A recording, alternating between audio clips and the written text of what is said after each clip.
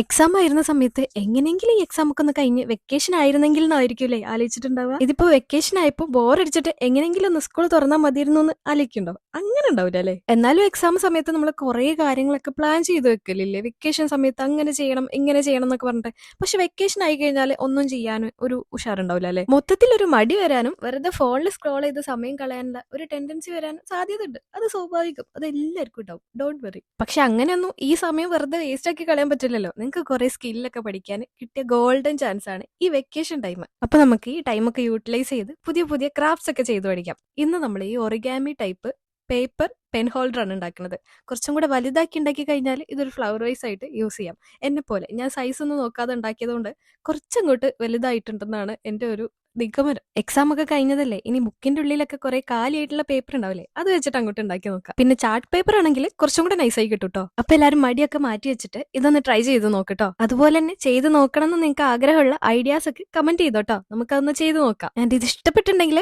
Like മറക്കണ്ട കേട്ടോ.